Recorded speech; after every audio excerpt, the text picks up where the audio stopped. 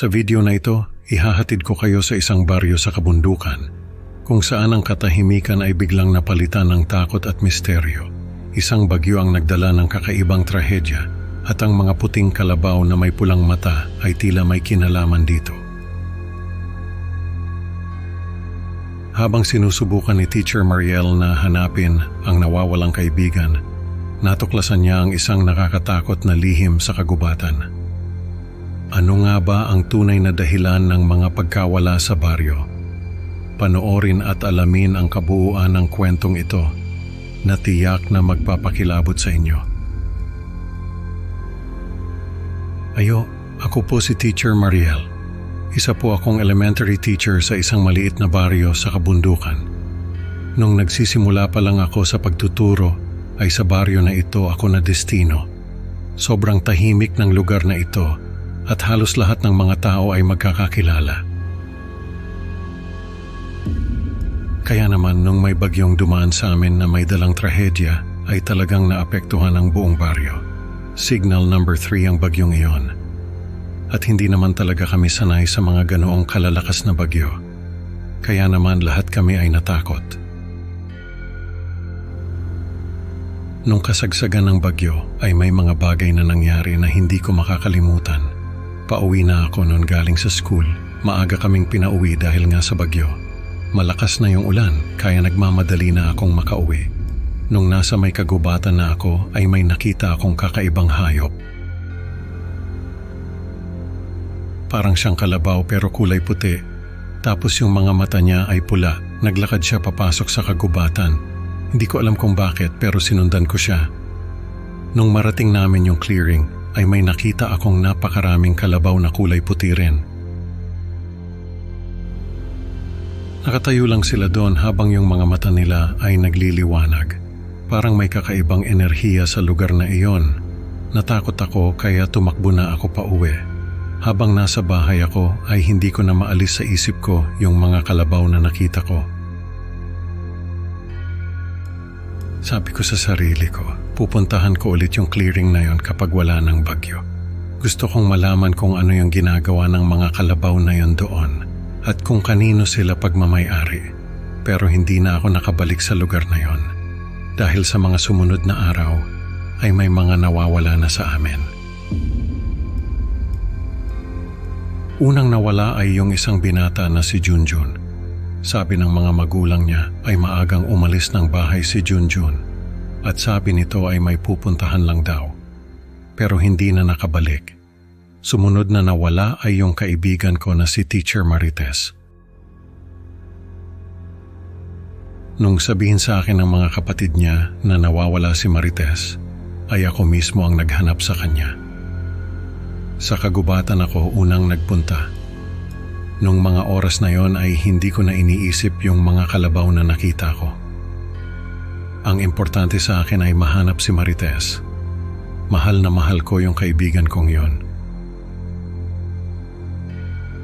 Halos kasabay ko siyang nadestino sa baryo namin, kaya parang kapatid na ang turingan namin sa isa't isa. Habang nasa kagubatan ako ay may nakita akong mga kalabaw.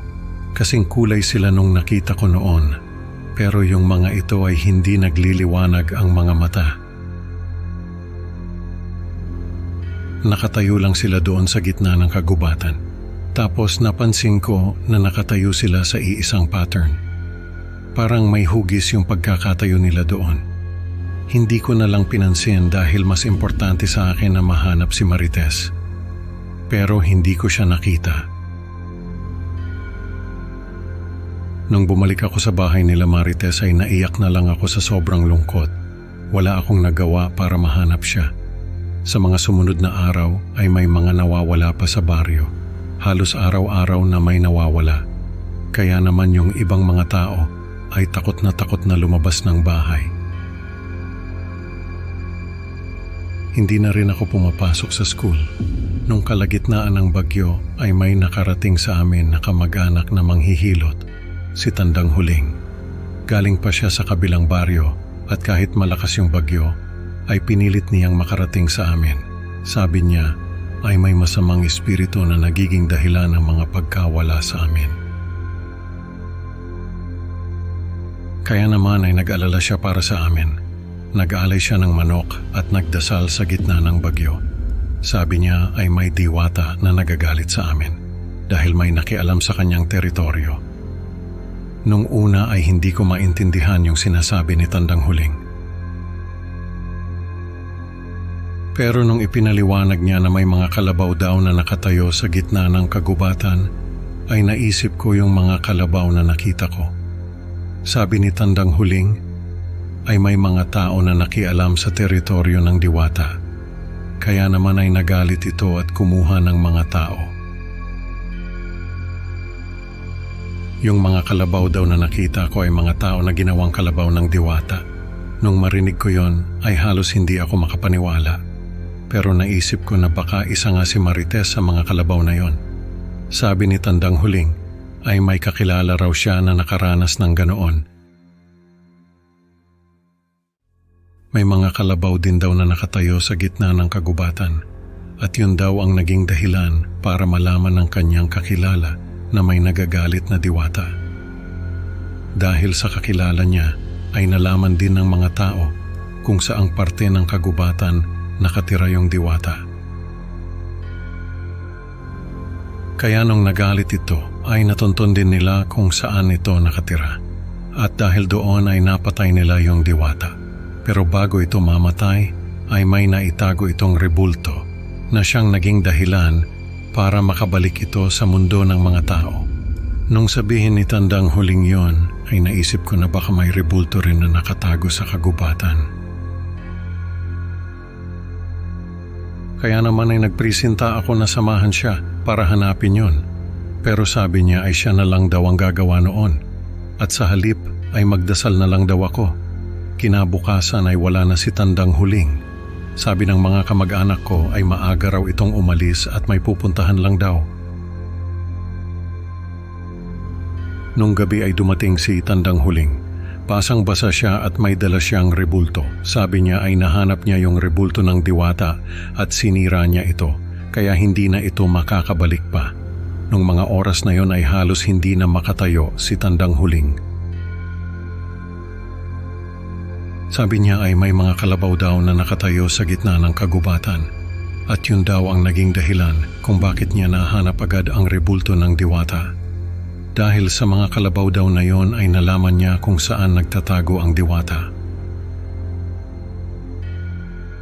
Nagalay ulit si Tandang Huling ng manok at nagdasal. Sabi niya, ay sana raw ay hindi na maulit ang ganong trahedya sa amin. Nung gabing yon ay nakatulog ako ng mahimbing. Pero paggising ko ay wala na si Tandang Huling. Nung sabihin sa akin ng mga kamag-anak ko na nakahandusay siya sa labas ng bahay, ay halos hindi ako makapaniwala. Nung makita ko siya ay umiiyak na ako. Sabi ng mga kamag-anak ko ay baka raw ginantihan siya ng diwata. Pero sabi ko ay napatay na niya yung diwata. Kaya imposibleng iyon ang dahilan ng kanyang pagkamatay. Sa huli ay inisip ko na lang na baka dahil sa pagod at puyat kaya siya inatake sa puso. Nakaligtas ako sa masamang diwata pero si Tandang Huling ay hindi. Nalungkot ang buong baryo sa sinapit niya. Ang kwento natin ngayon ay nagpapaalala na ang pakikialam sa mga bagay na hindi natin naiintindihan ay maaring magdala ng trahedya. Salamat sa pakikinig, mga ka-creepy. Huwag kalimutang mag-like at mag-subscribe para sa mas marami pang nakakakilabot na kwento. Hanggang sa susunod na upload, mga kaibigan, paalam at mag-ingat sa mga kalabaw na may pulang mata.